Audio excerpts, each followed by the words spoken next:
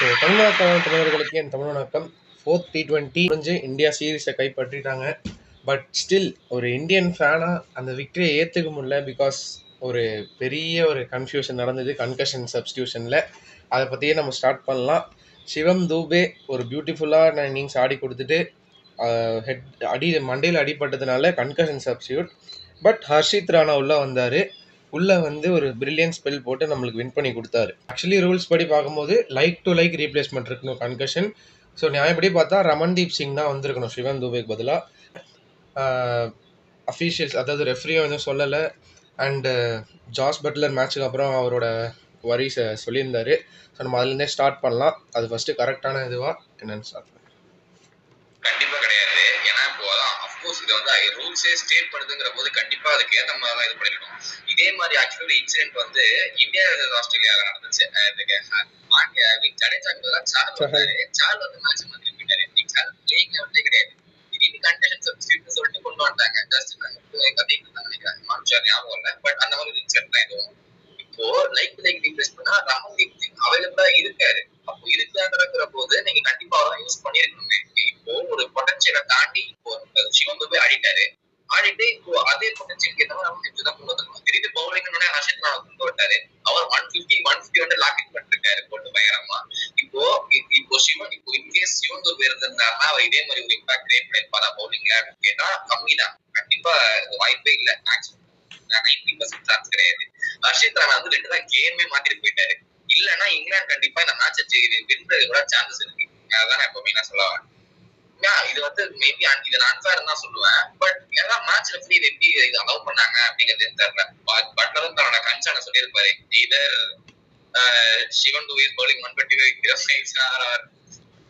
இந்த மாதிரி சொல்லியிருப்பாரு. அதுதான் அஃப்கோர்ஸ்ங்க இது வந்து அன்ஃபேர் தான் நான் சொல்லுவேன். S correct. ஆக்சுவலாக நான் ஒரு ஸ்டேஜில் எனக்கு இந்தியா ஜெயிக்கவே வேணானே தோணிடுச்சு. அந்த மாதிரி ஒரு இது எடுத்தப்போ அவங்க. பட் ஸ்டில் நடந்துச்சு. இந்தியா இன்னொரு சீரீஸ் ஐ திங்க் 17 சீரீஸ் ஜெயிச்சிட்டாங்க. நம்ம இந்தியன் பேட்டிங்லேருந்து வந்தோம்னா again top 3 R even top 4 fire ஆகலை. திலக் வர்மா ஒரு கேம் நல்லா விளையாடினாரு. பட் ஸ்டில் அவர் நான் குறைய சொல்ல மாட்டேன். அவர் நல்ல டச்சில் இருக்கார். அன்ஃபார்ச்சுனேட்டாக எட்ஜில் அவுட் ஆகிட்டார். ஸோ டாப் 4ஓட ஃபார்ம் என்ன மாதிரி இருக்கும்? 5th T20 இருக்குது. And then 2026 T20 world cup இந்தியாவில் தான் நடக்க போகுது. ஸோ டாப் 4ஓட ஃபார்ம் ஒரு கன்சர்ன்டாக இருக்குது. அது வந்து கூடிய சீக்கிரம் ரெக்கவர் பண்ணிவிடுவாங்களா ஆர்எல்ஸ் இன்னும் ஒரு நீடிச்சுட்டே இருக்குமா? கண்டிப்பா வந்து ரொம்ப ஃபார்ம் பட் லிட்டரலா டிப்ல இருக்குன்னா சொல்லி ஆகணும். ஏன்னா ஓகே திலக் வர்மா விட்டுருங்க, அவர் பரவ விட்டுருங்க, அடிச்சிருக்காரு. இப்பதான் அவர் ஆரம்பிச்சிருக்காரு, அடிக்க சான்ஸ் இருக்கு. சஞ்சு சாம்சன் வந்து ஓகே சென்சுரி அடிக்கிறாரு, சம்டைம்ஸ் லக் ஆகுறாரு, பட் கன்சிஸ்டன்டா இருக்க மாட்டேங்கிறாரு. அப்படின்னு இருக்கிற பிரச்சனையா தான். இப்போ இது ஒரு சைக்கிள் மாதிரி நடக்கும். இப்போ ஒரு கன்சிஸ்டன்டா ஆட மாட்டாரு, சிங்கிள் இன்ஸ்ல அவுட் ஆயிடுவாரு. திடீர்னு ஒரு 3-4 மேட்ச் நல்லா ஆடுவாரு. மறுபடியும் ஒரு சான்ஸ் கொடுங்க, you want justice for Samson பேசுவாங்க. மறுபடியும் ஆட மாட்டாரு, டிராப் பண்ணிடுவாங்க. இது ஒரு சைக்கிள் மாதிரி போயிட்டே இருக்கும். அவர் கன்சிஸ்டன்டா இருக்க மாட்டேங்கிறாரு தான் மெயினான கன்சர்ன். இப்போ கடைசியா இந்த சீரீஸ்ல அவர் பெருசா அடிக்கல, ஸ்கோர் பண்ணல. இதுவுமே ஒரு கேள்விக்குறி தான்.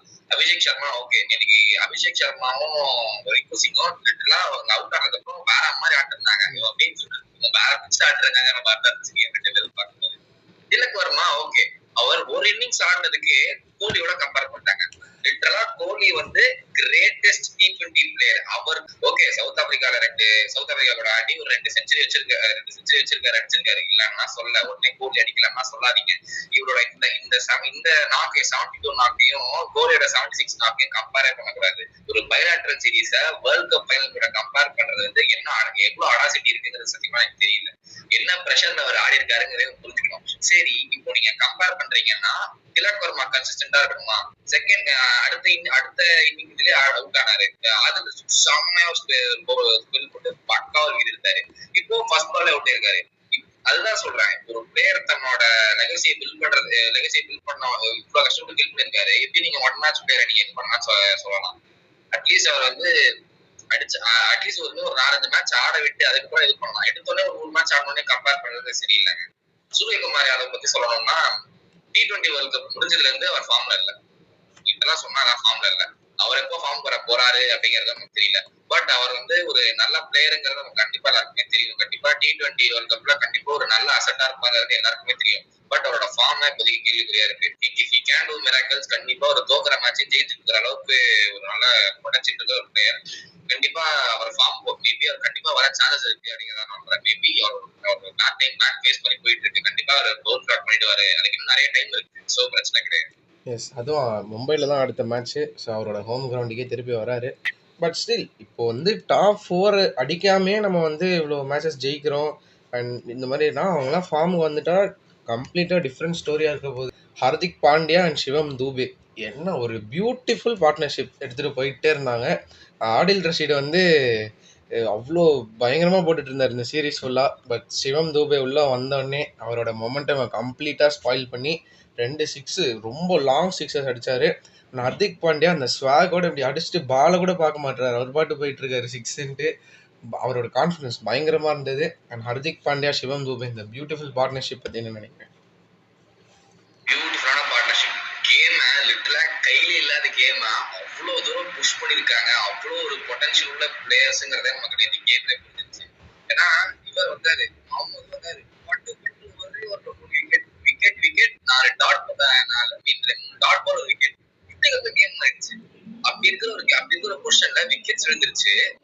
மிடில் ஆர்டர் லோவர் ஆர்டர் மட்டும்தான் இருக்கு. அதை ப்ராப்பரா ஹேண்டில் பண்ணி கேம் லிட்டரலா ஆங்கர் பண்ணி கொண்டு போயிருக்காங்கிறது வந்து பெரிய விஷயம் தான் சொல்லணும்.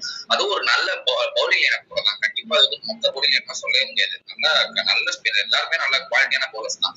அவங்க கூட நல்ல ஒரு குரூஷியலான டைம்ல ஒரு பார்ட்னர்ஷிப் பில்ட் பண்ணி 2 பேருக்கு 50 போட்டதுங்கிறது கண்டிப்பா இந்தியா லிட்டரலா இருக்கிற காரணம் one of the main reasons நான் இந்தியா சொல்லுவேன். நல்ல ஒரு பார்ட்னர்ஷிப். 2 பேருமே நல்ல ஃபார்ம்ல இருக்காங்க. அதுவும் பாண்டியா சொல்லவே வேணாம், அவர் போட்டு எல்லாரும் கேச்சிட்டு இருக்காரு. அவரு ஸ்டேட்டுக்கு அப்கோர்ஸ் பிரில்லியன்டான partnership. Yes, correct. Match winning partnership. So அங்கேருந்து அப்படியே மொமெண்டம் இந்தியா பக்கம் வந்தது. அண்ட் சாகிப் மஹமூத் சொன்ன மாதிரி பியூட்டிஃபுல்லாக அவர் ஆக்சுவலாக போன சீரீஸ், அதாவது பிரண்டன் மெக்கலம் ஒயிட் பால் கோச்சிங்கும் எடுக்கிறதுக்கு முன்னாடி அவர் எல்லா சீரீஸும் விளையாடிட்டு இருந்தார். I think man of the சீரீஸ்லாம் வாங்கினார் ஒரு போன சீரீஸில். பட் இவர் பிரண்டன் மெக்கலம் வந்த உடனே அவர் ட்ராப் பண்ணப்பட்டார். பட் ஸ்டில் நேற்று கொடுத்தோடனே ஃபர்ஸ்ட் ஓவரில் 3 விக்கெட், அதுவும் யோசிச்சு வரும், சஞ்சு சாம்சன், திலக் வர்மா அண்ட் சூரியகுமார் யாதவ் 3 ஸ்டார் பிளேயர்ஸோட விக்கெட்டை பட்டு சொல்லி எடுத்தார். நல்லா இருந்தது அது பார்க்க. அண்ட் தென் இப்போ 5th T20 எனிவேஸ் நம்ம சீரீஸ் ஜெயிச்சிட்டோம். பட் ஸ்டில் நம்ம இதை வந்து ஒரு லேஸாக எடுத்துக்காம, எனக்கு 5th T20 போகிறதுக்கு முன்னாடி இந்தியா இந்த ரெண்டு சீமர் தியரி தான் ஆடவே போகிறாங்களா? ஏன்னா ஷமி ஒரு வேர்ல்ட் கிளாஸ் போலர் உள்ளே உட்காந்துட்டு இருக்காரு. அண்டு இன்னும் 4 ஸ்பின்னர் ஆடிட்டு இருக்காங்க. மேபி ரவி பிஷ்னாக்கெல்லாம் ஷமியை எடுத்துகிட்டு வந்து ஒரு 3 சீமர் அட்டாக் எடுத்துகிட்டு வரலாமா? பிகாஸ் ரொம்ப நாள் ஆச்சு T20ல இந்தியா. இப்போ ஹர்ஷ்தீப்பே நல்லா போடுறாரு, இன்னும் ஷமி கூட வந்துட்டாருன்னா நம்ம பவுலிங் லைனப் ரொம்ப சூப்பராக இருக்கும் பார்க்கறதுக்கு. ஸோ 5th T20யோட ப்ரிடிக்ஷன்ஸ் என்ன அண்ட் எப்படி போகணும் இந்தியா? தேவைதாங்கிறது எனக்கு ஸ்டார்டிங்லேயே ஃபீல் ஆச்சு. அவங்க பவுலிங் மேபி சில சேஞ்சஸ் கொண்டு வரணும் தான் நான் ஃபீல் பண்றேன். ஏன்னா அட்லீஸ்ட் அவங்கள ப்ராப்பரா யூட்டிலைஸ் பண்ணாச்சும் பரவாயில்ல, அதுவுமே பண்ண மாட்டாங்கிற போது அட்லீஸ்ட் நீங்க வேற மாதிரியாச்சும் அதை ட்ரை பண்ணலாமே அப்படின்னு வேற ஒரு அப்ரோச் கொண்டு வந்தா மேபி இன்னும் பெட்டர் ரிசல்ட்ஸ் கொண்டு வர சான்ஸ் இருக்குல்ல. ஓகே, எதுவும் லைனப் இல்லைன்னா சொல்றேன். பட் நம்ம அதோட ஃபுல் பொட்டன்ஷியல் நம்ம யூஸ் பண்ணாத போது மேபி இன்னொரு பெட்டர் ஆல்டர்னேட்டிவ் தேடுறதுல தப்பு இல்லைன்னு நான் ஃபீல் பண்றேன். S, correct. ஸோ பார்த்தாச்சு 5th T20. என்னை பொறுத்த வரைக்கும் இந்தியா தான் அப்பர் ஹேண்ட். என்னோட ஒப்பீனியன்னா இந்தியா ஜெயிப்பாங்க, இங்கிலாந்து மேபி ஒரு ஆறுதல் விக்கெட் அடைவாங்க. எனக்கு தெரிஞ்சு இந்தியா இப்போதைக்கு டாப் ஆர்டர் ஓகேவா தான் இருக்கு. அப்போலாம் ஸ்பீக்கர் அப்படிலாம் இல்லை. இப்போ மிடில் ஆர்டர் லோவர் ஆர்டர் வந்து அடிச்சு கொடுத்தாதான் இந்திங்கிற மாதிரி ஒரு சுச்சுவேஷன் இருக்கு. இவங்களும் இது பண்ணலன்னா ரொம்ப ஒரு கம்மியான ஸ்கோர் தான் கண்டிப்பா அவுட்டே இருப்பாங்கிற போது எனக்கு இந்தியா டவுட்ஃபுல்லா தான் இருக்கு இந்த விக்டரிக்கு. லாஸ்ட் மேட்ச் விக்டரிக்கு பார்ப்போம் என்னன்னு சொல்லிட்டு. நான் இங்கிலாந்து நினைக்கிறேன். ஏன்னா இங்கிலாந்து ஒரு நல்ல ஃபார்ம்ல தான் இருக்காங்க. ரொம்ப டீசெண்டா தான் யூஸ் பண்ணிருக்காங்க அந்த 2 கேம்ஸ். ஒரு மேட்ச் நல்லா வின் பண்ணியிருந்தாங்க. பார்ப்போம். Yes, correct. ஆக்சுவலாக ரொம்ப நாள் கழிச்சு ஒரு நல்ல T20 சீரீஸ் நம்ம பார்த்துருக்கோம். ஏன்னா இவ்வளோ நாளாக ஸ்ரீலங்கா, ஜிம்பாப்வே அந்த மாதிரியே டீம்ஸ் கூட ஆடிட்டு கொஞ்சம் காம்படிட்டிவ் டீம்ஸ் கூட விளையாடும் போது நமக்கு அந்த இது தெரியுது, இன்எக்ஸ்பீரியன்ஸ் தெரியுது. ஓகே, நம்ம கண்டிப்பாக இந்த யங்ஸ்டர்ஸ்லாம் ஒரு ஃபார்முக்கு வந்து நம்மளை விக்ட்ரிக்கு எடுத்துகிட்டு போவாங்கன்னு நம்ம ஹோப் பண்ணிக்கலாம். அண்ட் ஓடிஐ சீரீஸும் வருது, நம்ம அதை பற்றியும் கண்டிப்பாக ப்ரிவியூ பண்ணி போடலாம். ஸோ தேங்க்ஸ் டோஸ்டா, தேங்க்யூ.